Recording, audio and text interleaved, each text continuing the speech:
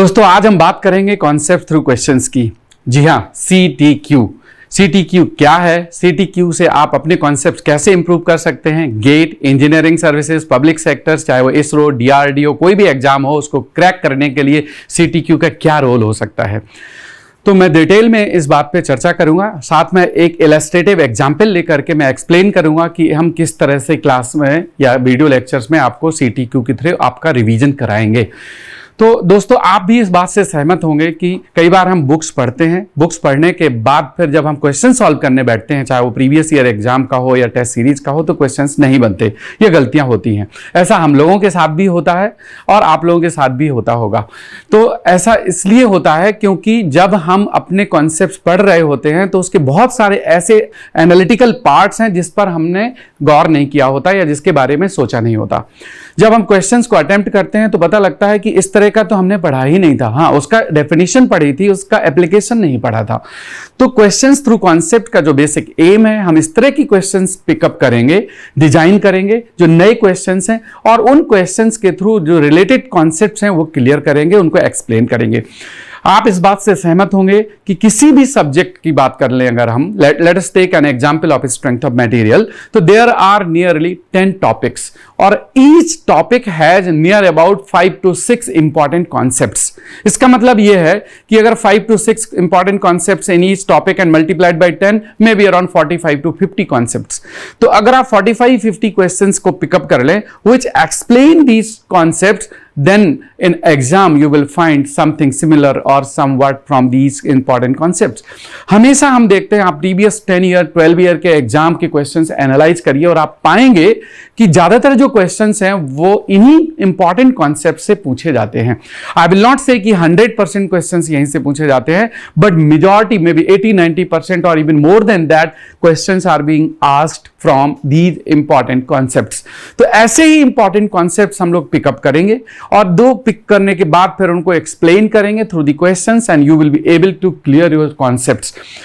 अगर एक बार आपने CTQ के क्वेश्चंस को आपने अटेंड कर लिया तो उसके बाद फिर आप प्रीवियस ईयर के क्वेश्चंस को सॉल्व करिए या फिर आप टेस्ट सीरीज को लगाइए, then you will find your applications very easy and you will be able to do और solve these questions without any error और mistake.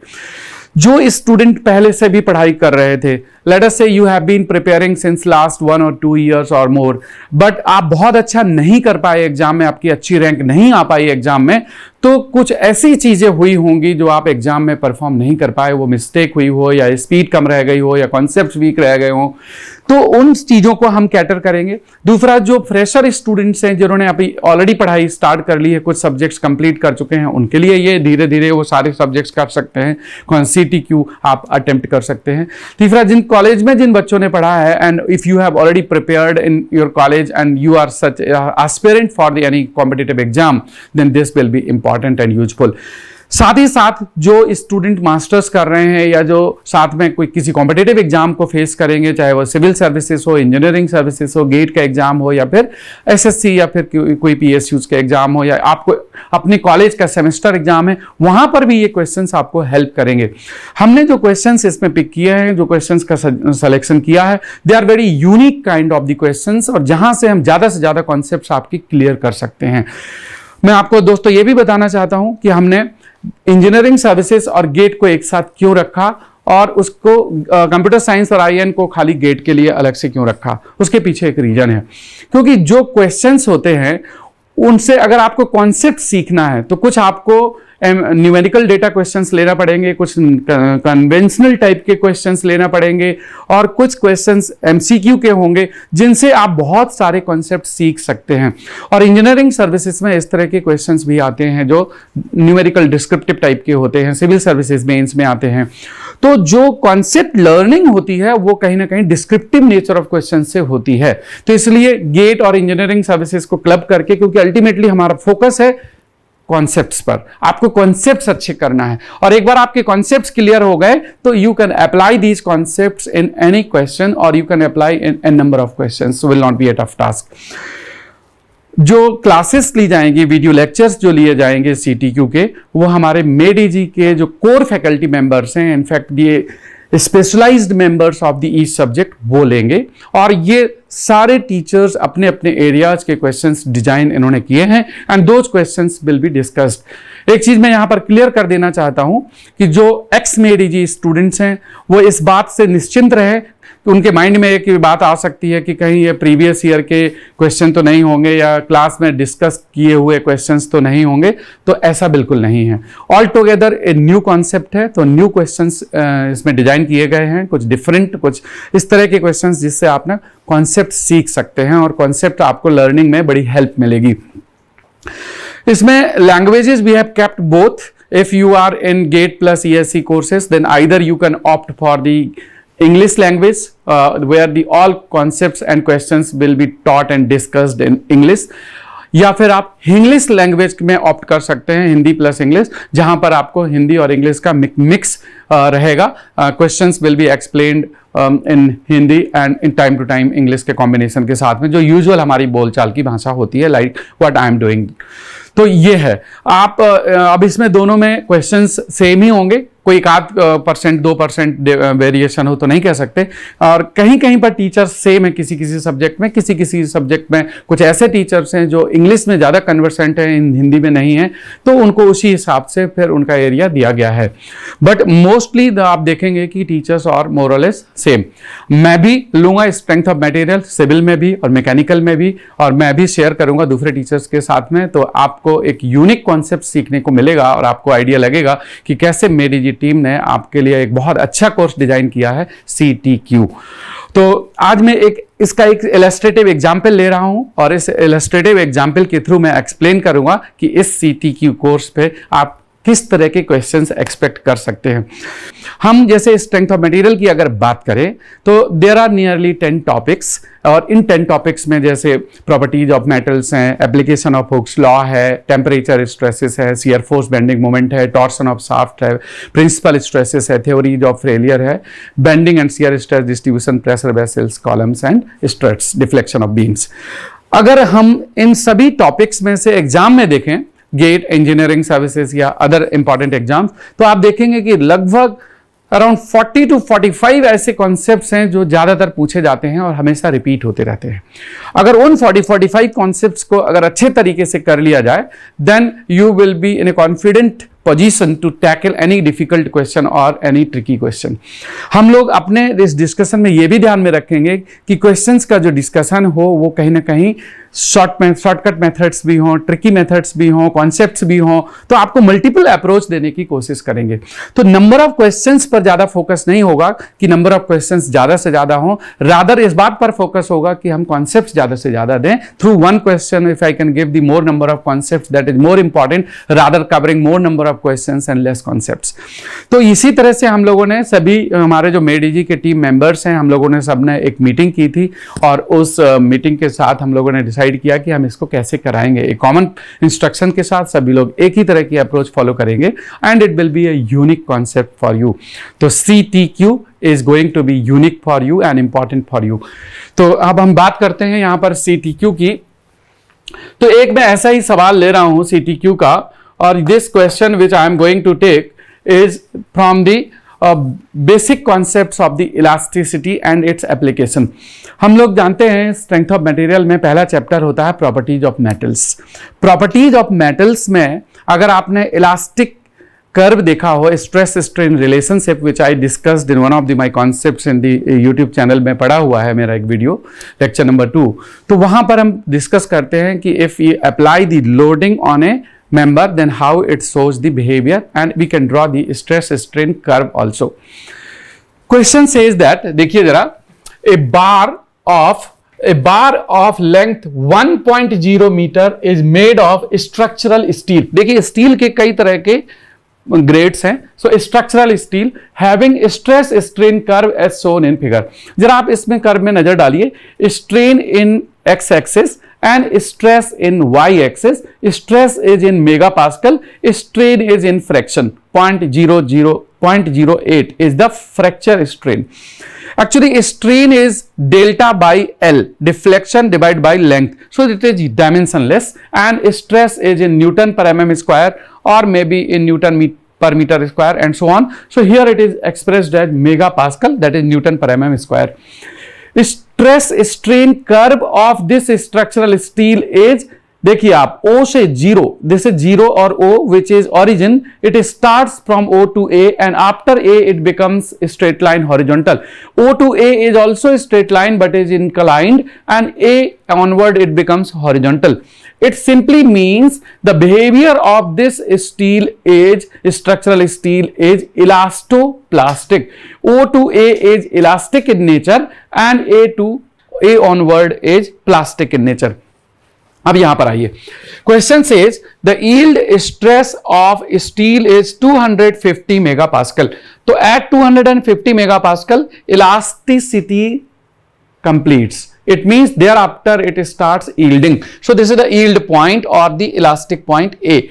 Yield point and elastic points are more or less similar, but elastic point is before the yield point, but in general it can be equal also. The slope of the initial linear portion of curve, that is OA, is 200 gigapascal.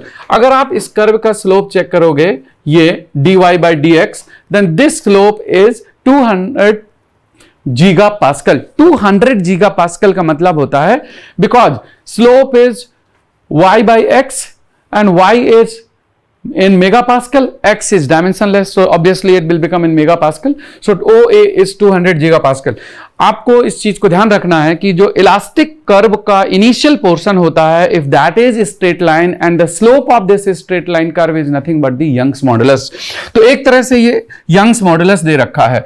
The bar is loaded axially until it elongates by 1.5 mm.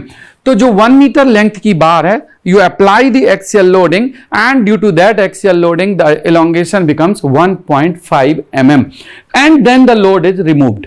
तो एक बार 1.5 mm तक loading गया and deflection हुआ, उसके बाद load को हटा दिया. When you will remove the load, again the bar will try to contract and will try to come in its original shape, but it will depend whether elongation is within elastic or beyond elastic range. तो हम इसकी बात करेंगे, right? फिर इसमें further एक question से, if behavior of metal is elastoplastic, then find. I have already explained कि O to A is elastic in nature and A onward is plastic in nature. So the behavior of the metal is elastoplastic. Then find what you have to calculate. Number one, find final length of bar after unloading. Means when initial length was 1 meter and after loading the length increased by 1.5 mm and then load is removed. After removal of load, find the final length of the bar. अब यहां पर एक बात समझने वाली ये है कि अगर ये elongation 1 mm अगर within elastic range होगा, तो after removal of the load length will again become original, it means 1 meter. But अगर ये लोड करने के बाद 1 mm causes beyond elastic range, it reaches into the plastic range, तो after removal of load there will remain certain plastic deformation or a residual deformation or a permanent deformation, जिसको आपको हो सकता है निकालना होता है, वो हमें ये चेक करना है. दूसरा इसमें कैलकुलेट करने के लिए बोल रहा है, also calculate modulus of resilience and modulus of toughness. तो मॉडुलस यहां पर आप देखिए, इस क्वेश्चन में हम कितनी चीजों को सीख सकते हैं. We can learn the concept of the Young's modulus, elastoplastic behaviour, also we can calculate the residual strain, plastic strain, and then we can find the modulus of resilience. इसका मतलब हम resilience के बारे में डिस्कस करेंगे, toughness के बारे में डिस्कस करेंगे. तो simply in one question we can explain 3 to 4 different concepts which are from the properties of metals. तो इस क्वेश्चन को मैं एक्सप्लेन करता हूं एक एक करके, and I hope that कि these concept will help you. तो किसी भी मेटल की जब हम बात करते हैं, आप जरा इस बात को ध्यान रखिए कि अगर कोई भी, जैसे मान लीजिए कि ये बार है, this is the bar which is of 1 metre length. अगर आप 1 मीटर लेंथ की बार में एक्सियल फोर्स लगाते हैं, right, if you apply the axial force P, तो this bar will undergo elastic elongation initially. जब तक ये इलास्टिक स्टेज में रहेगा तब तक इसको अगर लोडिंग और अनलोडिंग करेंगे तो initial length will be recovered after unloading.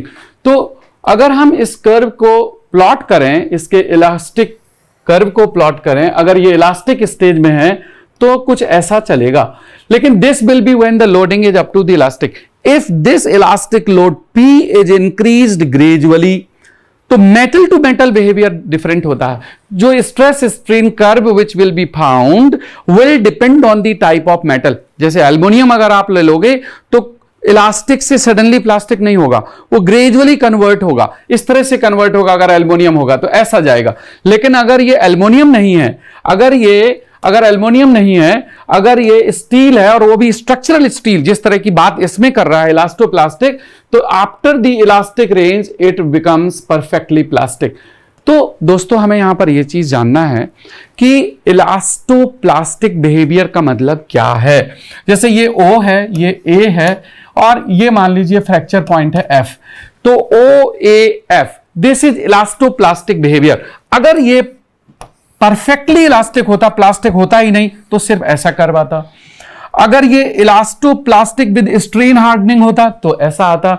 यहां तक इलास्टिक है, इसके बाद स्ट्रेन हार्डनिंग हो रही है और प्लास्टिक डिफॉर्मेशन हो रहा है, मतलब परमानेंट डिफॉर्मेशन हो रहा है। और अगर ये परफेक्टली प्लास्टिक होता तो कर्व ऐसा आता, मतलब कि इलास्टिसिटी है ही नहीं, सिर्फ परमानेंट डिफॉर्मेशन होता जा रहा है, प्लास्टिक डिफॉर्मेशन होता रहा।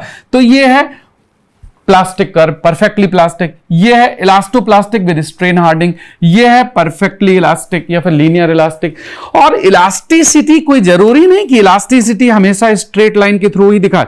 कुछ मेटल्स ऐसी होती हैं कि इलास्टिक रेंज के अंदर भी कर्व होती हैं। आप देखो, ये देखो, हो सकता है कि इनिशियल थोड़ा सा पोर्शन ही स्ट्रेट हो और इसके बाद फिर ये इलास्टिक तो है लेकिन स्ट्रेट नहीं है, तो ये लीनियर इलास्टिक कहलाएगा, ये नॉन लीनियर इलास्टिक कहलाएगा। तो linear and non linear elastic भी हो सकते हैं। इस तरह की बहुत सारी मेटल्स हैं जो नॉन लीनियर इलास्टिक होती हैं। लेकिन जब हम हुक्स लॉ की बात करेंगे तो हुक्स लॉ हमेशा लीनियर इलास्टिक पोर्शन में वैलिड होता है। तो Hooke's law will be valid in this case only up to here and will not be valid here.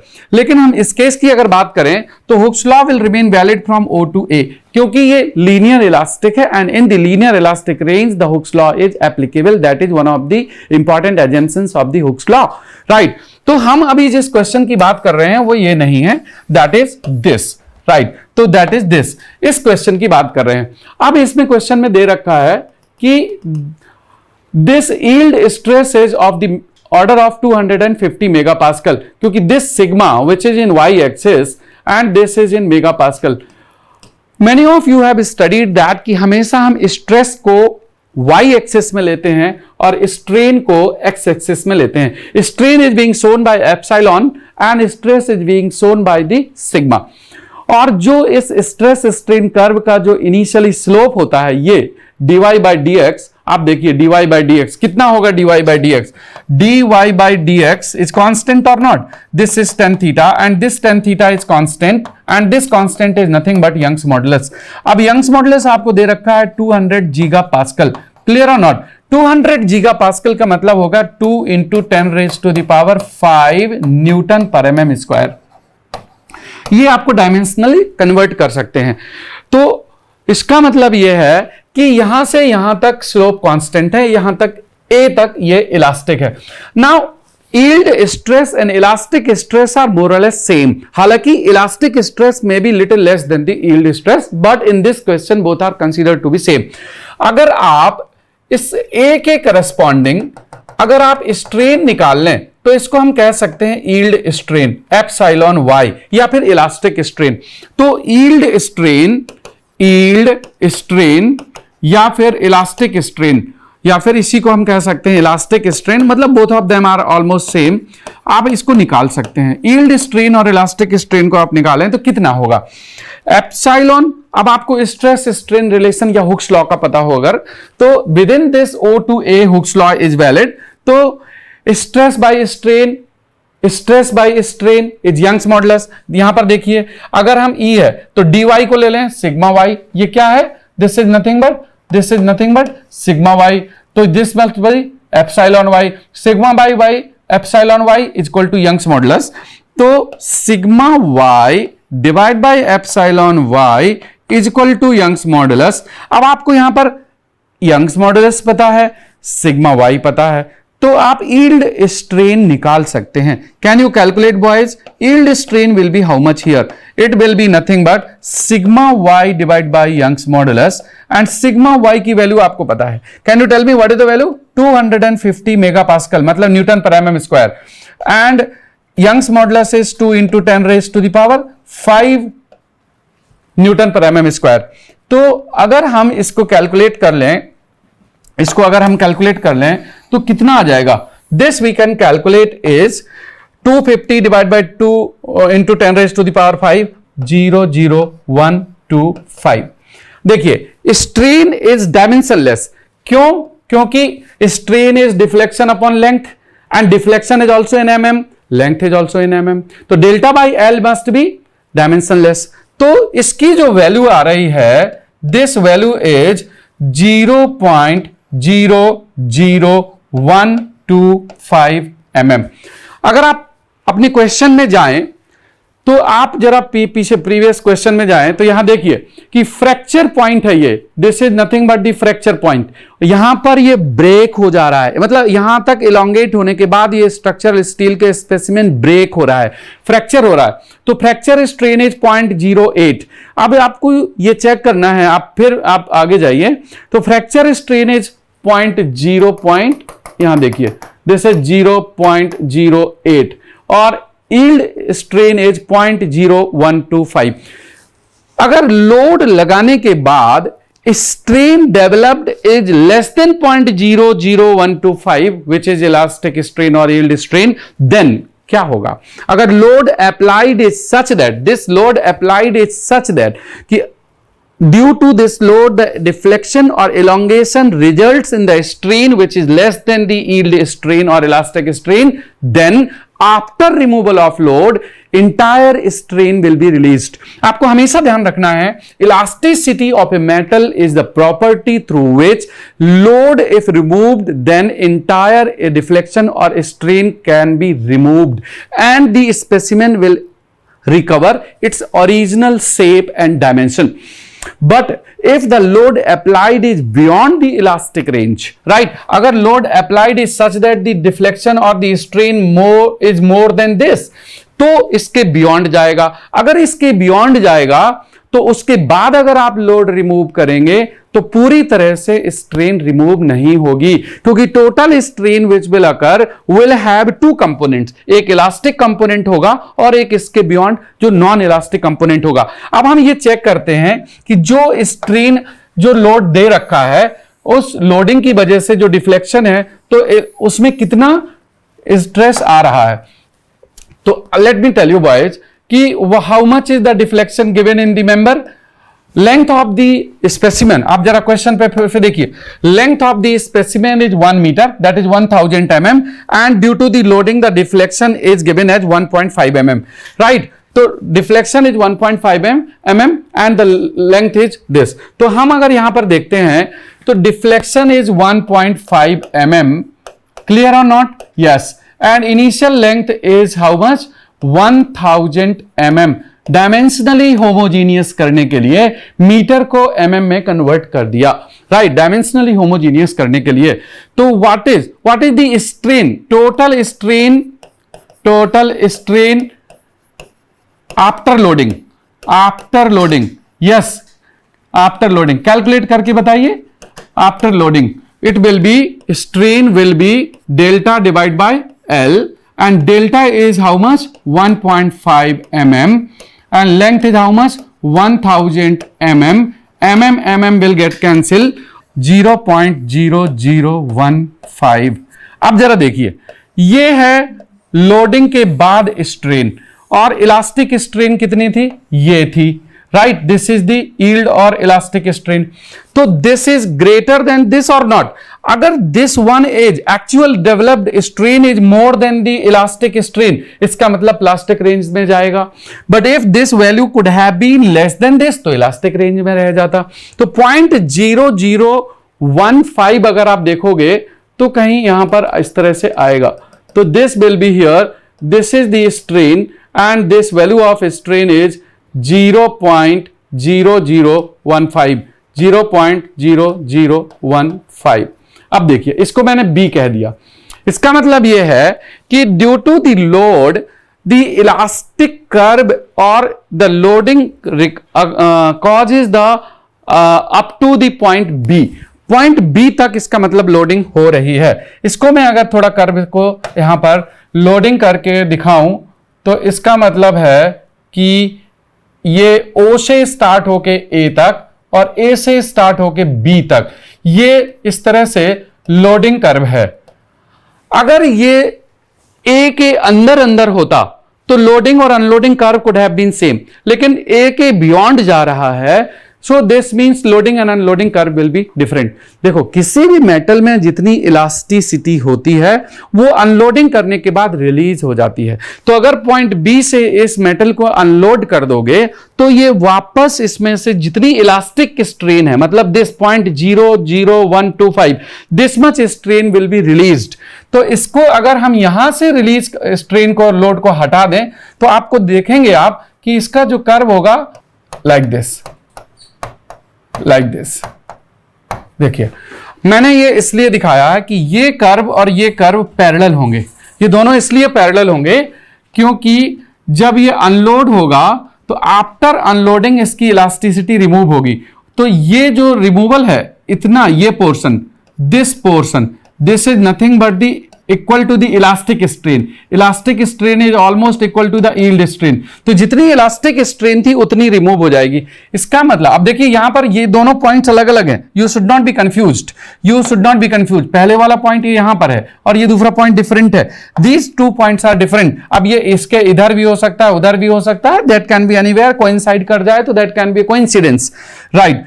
तो आप हमेशा ध्यान रखिए कि this is the elastic strain which is equal to the yield strain which will be removed or recovered after unloading।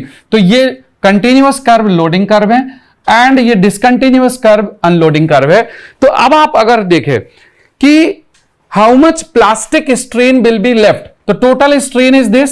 देखो अगर आप इसको एक बार स्टडी करोगे तो यहां से लेकर के यहां तक ये टोटल स्ट्रेन था। Total strain was this when it was loaded, और टोटल में से इतना रिमूव हो गया। This is equal to removal and this is equal to epsilon y और इलास्टिक स्ट्रेन। तो इसका मतलब कि this which is left is plastic strain. Plastic strain का मतलब है कि this much strain will be left after removal of load which will be called residual. This much strain will be left which will be called residual strain. इसी की वजह से permanent deformation हो रहा है। हम इसको आराम से निकाल सकते हैं। टोटल स्ट्रेन हमें पता है, this one we know, so if you subtract from this to this you can find the plastic strain. तो let us calculate, boys let us calculate what is the plastic strain. तो plastic strain right, left in the bar after removal of load,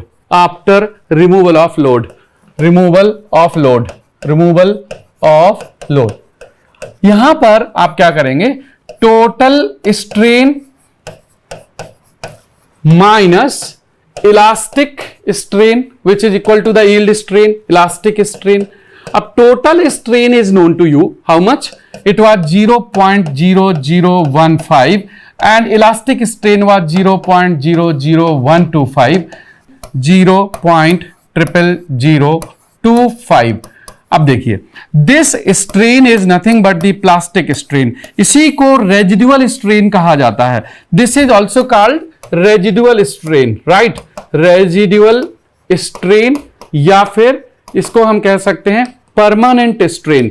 load हटाने के बाद भी ये हटा नहीं, इसका मतलब परमानेंट स्ट्रेन है। So this is residual strain और परमानेंट स्ट्रेन और प्लास्टिक स्ट्रेन, राइट, तीनों इसी के ही नाम है।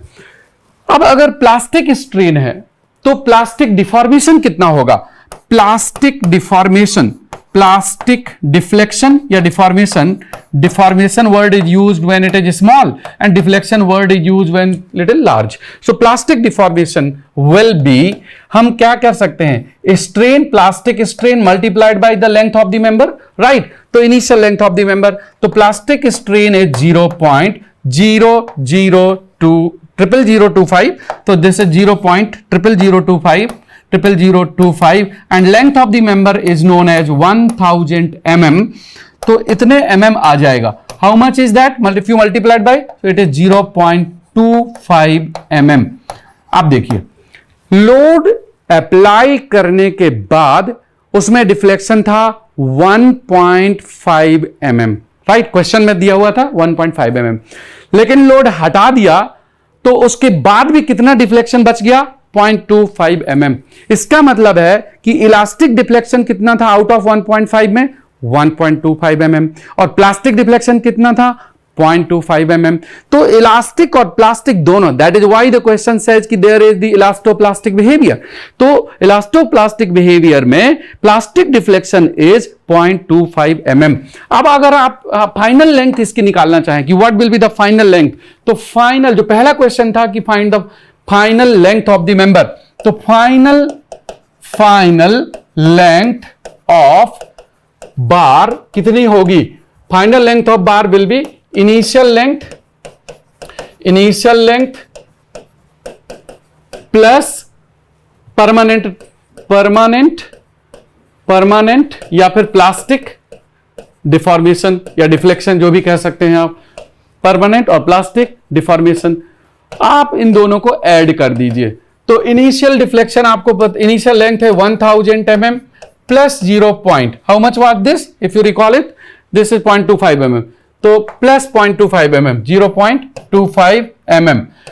So this will become 1000.25 mm. This is the final length. So this final length is, which is you can say L actual, मतलब after the loading the actual length, finally length is this, या फिर हम इसको LF भी कह सकते हैं, actual की जगह final length LF. तो ये तो हो गया फर्स्ट पोर्शन. आप जरा क्वेश्चन को देखिए, तो first portion of the question is this. अगर आप क्वेश्चन क्या मांगता है, ये this is the question, final length of the bar after unloading. तो फाइनल लेंथ हो गया 1000.25 mm. दूसरा क्वेश्चन कह रहा है find the modulus of resilience and also find the modulus of toughness in this stress strain curve. अगर आपको modulus of resilience और मॉडुलस ऑफ टफनेस समझना है, निकालना है, तो आपको स्ट्रेस स्ट्रेन कर्व जरूरी है. अब हम जरा modulus of toughness and modulus of resilience की बात करते हैं. इसी कर्व में आ जाते हैं हम. इसी कर्व को ले लें या किसी और कर्व को ले लें, मैं पहले आपको इन जनरल बताता हूं, फिर हम इस वाले क्वेश्चन में आ जाते हैं. मान लीजिए किसी का मेटल का बिहेवियर इस तरह का है, right, which may not show the clear point of yielding, it may show the elastoplastic या फिर gradually change in from elastic to plastic. मान लीजिए कि ये है elastic range, elastic point, right, और ये है फ्रैक्चर पॉइंट.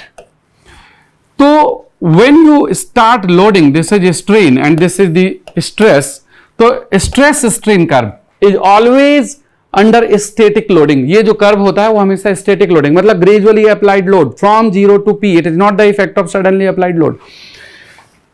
Within elastic, इसका मतलब ये है कि if you load within elastic and if you remove the load within elastic, तो same original dimension will be achieved. इसका मतलब वापस 0 पर आ जाएगा, O पर आ जाएगा कर्व.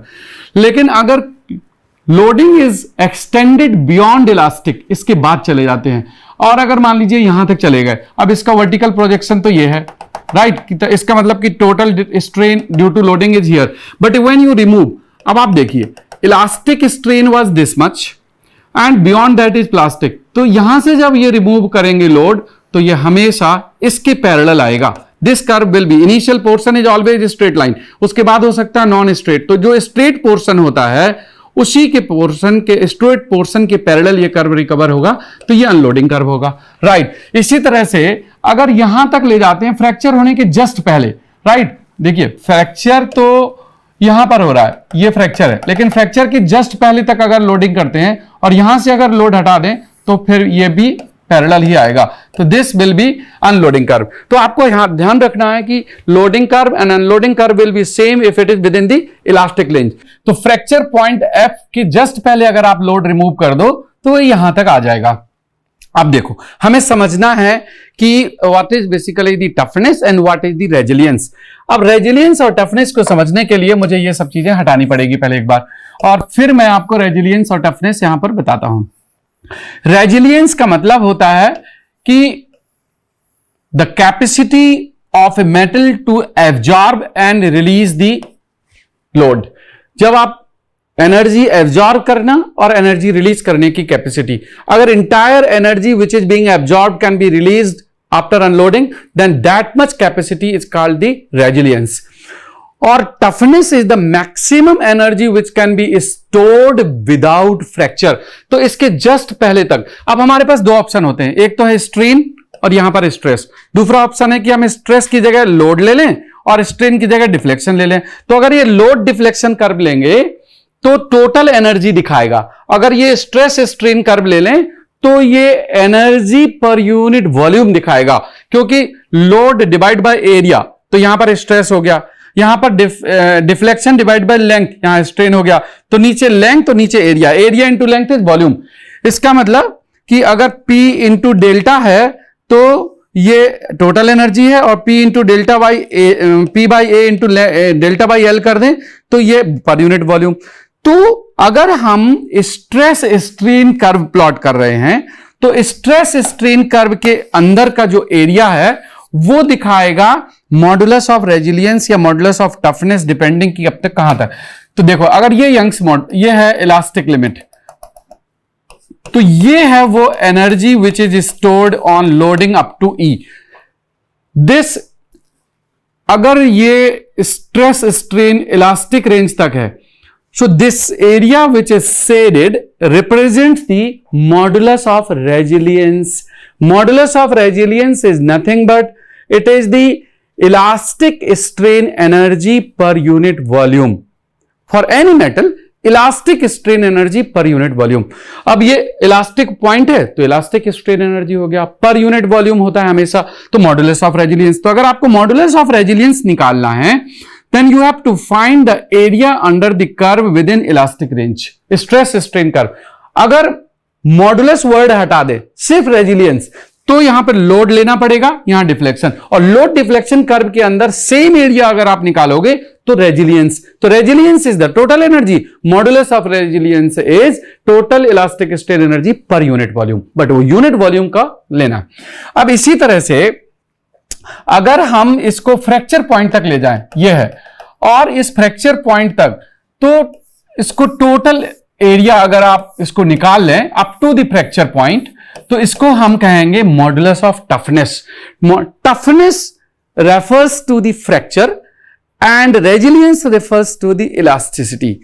तो टफनेस का मतलब जिस मेटल की टफनेस अधिक होगी, इसका मतलब उसको फ्रैक्चर करने में या ब्रेक करने के लिए बहुत एनर्जी देनी पड़ेगी। फॉर एग्जांपल, हम डक्टाइल मेटल्स की बात करें तो डक्टाइल मेटल्स में जो फ्रैक्चर पॉइंट होता है या स्ट्रेन होती है वो काफी हाई होती है, तो डक्टाइल मेटल्स आर टफ, जबकि ब्रिटल मेटल्स में ये फ्रैक्चर स्ट्रेन बहुत कम होती है, ये तो टोटल एरिया कम हो जाएगा। तो brittle metals are weak in toughness, ductile metals are strong in toughness. Aluminium, steel, they are tough because इनकी डक्टिलिटी है। डक्टिलिटी का मतलब हो गया कि फ्रैक्चर स्ट्रेन अधिक है, राइट। तो टोटल एरिया निकालेंगे तो आप निकाल लेंगे मॉडुलस ऑफ टफनेस, और अगर इलास्टिक स्ट्रेन एनर्जी के अंदर का एरिया निकालेंगे तो निकाल लेंगे मॉडुलस ऑफ रेजिलियंस। अगर ये स्ट्रेस स्ट्रेन के कर्व का अंदर का एरिया होगा तो मॉडुलस ऑफ टफनेस निकलेगा टोटल, और अगर ये लोड डिफ्लेक्शन कर्व के एरिया का अंदर का अगर आप एरिया निकालेंगे तो निकालेंगे आप toughness, not modulus, simply toughness. तो मॉडुलस और सिंपली टफनेस में अंतर यह है कि toughness refers the total energy and modulus of toughness refers the total energy before fracture per unit volume, right. अब हम अपने क्वेश्चन की बात करते हैं, इसको जरा हटा देते हैं। I can show you here, ये देखिए, this is the curve which is given to us and this is straight line and this is also straight line. ये है fracture point and fracture point is F, this is A and this is origin which is 0 also, and this is 250 and this is straight line 250, perfectly elastoplastic है, and here it is Newton per mm square, this is stress and this is strain 0.0, this was how much 0.08, late us से I just check this, आप देखो जरा 0.08 given है और ये 250 है, right. और ये पॉइंट हमने कैलकुलेट कर लिया था and we that was calculated by us. तो हम वापस आ जाते हैं यहां पर और ये हमने कैलकुलेशन किया था। अगर आपको याद हो कि how much was this eight corresponding two point A, corresponding two point A 0.000125, right. 0.000125, ये जरा चेक करें 000 है या 0.00125 है, नॉट 000, क्योंकि हमने जो कैलकुलेट किया था this was permanent strain, it was 0 elastic strain 0.00125। तो थोड़ा इसमें करेक्शन करिए, ये 0.00125 है, तो इसको मैं सही कर देता हूं, एक जीरो यहां से हटाना पड़ेगा। तो दिस इज 0.00125। ये है इलास्टिक स्ट्रेन और yield strain which is same as yield strain. ये है फ्रैक्चर स्ट्रेन एप्सिलॉन, ये फ्रैक्चर स्ट्रेन है epsilon F, right, fracture strain. और यील्ड स्ट्रेस तो 250 दिया हुआ है। अब आपको निकालना है एरिया। पहले तो आपको मॉडुलस ऑफ टफनेस निकालना है, तो modulus of toughness is this area, इस एरिया को निकालिए, it is a triangle. So how to write the modulus of toughness, modulus of toughness, और पहले हम मॉडुलस ऑफ रेजिलियंस निकालते हैं, नॉट टफनेस। तो मॉडुलस ऑफ रेजिलियंस निकालते हैं, modulus of resilience, modulus of resilience बताइए। Modulus of resilience I told it is the area under stress strain curve within elastic range. So area under stress strain curve, stress strain curve within elastic range, with in elastic range. अब आप मुझे बता दीजिए यहां पे क्या होगा with in elastic range. It will B A triangle और इस ट्राइंगल का एरिया क्या होगा 1/2 into horizontal part is epsilon y and vertical part is sigma y। This is how much, this is sigma y, तो sigma y, right. और इसको हम लिख सकते हैं 1/2 इंटू एप्सिलॉन y इज 0.00125। एक चीज और मैं आपको थोड़ा यहां पर ना कैलकुलेशन करके आप इसका फॉर्मूला भी ड्राइव करा देता हूं। देखो यहां पर हम फॉर्मूले को अगर ड्राइव करते हैं 1/2, epsilon y is sigma y by E, right, sigma y by E, and this is sigma y। तो इसको हम लिख सकते हैं sigma y square by 2e। तो ऑब्जेक्टिव के लिए तो आप डायरेक्ट फॉर्मूला निकाल करके कर सकते हो। तो सिग्मा y कितना है 250 square and divide by 2 into Young's modulus is 2 into 10⁵5, right. तो दिस विल बी, अब देखो यहां पर E is in newton per mm square, sigma y is also in newton per mm square, right. तो एक Newton per mm square तो cancel हो जाएगा, तो this energy will be in newton per mm square. क्यों, आप देखिए energy हमेशा होती है न्यूटन मीटर में, राइट, या किलो न्यूटन मीटर में, लेकिन ये एनर्जी पर यूनिट वॉल्यूम है। तो नीचे वॉल्यूम आएगा तो mm क्यूब आएगा, तो न्यूटन mm अगर ऊपर होता और नीचे mm क्यूब आ जाएगा तो एक mm कैंसिल हो जाएगा, इसलिए ये एनर्जी पर यूनिट वॉल्यूम है। This is, that is why it is coming in newton per mm square. It is energy per unit volume, per unit volume. जब भी मॉडुलस वर्ड यूज होता है, जैसे modulus of resilience, this modulus of resilience small you, this is energy per unit volume, that is why it is in Newton per mm square। Otherwise सिर्फ resilience होता तो ये load deflection curve होता, तो यहां पर न्यूटन mm या Newton metre या किलो न्यूटन मीटर, इस तरह से जो एनर्जी का यूजुअल डायमेंशन है वो आता, राइट। तो अब हम इसको कैलकुलेट कर सकते हैं and that simply can be calculated 250 square divide by 2 into this. तो this is how you can calculate. अब इसी में अगर हमें मॉडुलस ऑफ टफनेस निकालना हो तो मैं इसी में मॉडुलस ऑफ टफनेस आपको बताता हूं। अब मॉडुलस ऑफ टफनेस के लिए सेम कर्व मुझे अभी जरूरत पड़ेगी फिर से। आप देखो जरा कि ये कर्व है अप टू द फ्रैक्चर, तो इतना पोर्शन तो ये इलास्टिक कर्व था, ये हो गया, this we have already found. Remaining is non elastic, but ये प्लास्टिक पोर्शन है, बट हमें ये एरिया भी ऐड करना पड़ेगा। This is fracture point, this is epsilon F, this is epsilon Y, and this is 0 and this is sigma Y, right. अब आप देखिए total area, modulus of toughness क्या है? Modulus of toughness, modulus of toughness is total area under stress strain curve up to fracture point या just before fracture point, stress strain curve, stress strain curve up to fracture मतलब fracture तक पूरा का पूरा। अब stress strain curve के अंदर अब एक ट्राइंगल है, एक रेक्टेंगल है, so what you can do, इसको आप इस तरह से निकाल सकते हैं। देखो 1/2 sigma Y into epsilon Y, तो ये वाला पोर्शन हो गया विच आई हैव शोन, ये ट्राइंगुलर पोर्शन, प्लस जो नॉन ट्राइंगुलर है this here it is rectangular, तो रेक्टेंगुलर की हाइट तो सिग्मा वाई है, लेकिन what about the length? Epsilon F minus this is epsilon F minus epsilon Y. अब आपको सारे डायमेंशंस पता है, अगर आप इसको कैलकुलेट करते हैं 1/2 sigma Y is how much? Sigma Y is this is basically how much is this? sigma y is 250 Newton per mm square. Epsilon y हमने कैलकुलेट किया था 0.00125 प्लस, अब इसको कैलकुलेट करते हैं तो this is again 250 and multiplied bye fracture strain is 0.08 and yield strain is 0.00125, right. आप इसको कैलकुलेट करेंगे modulus of toughness, for this is modulus of toughness UT।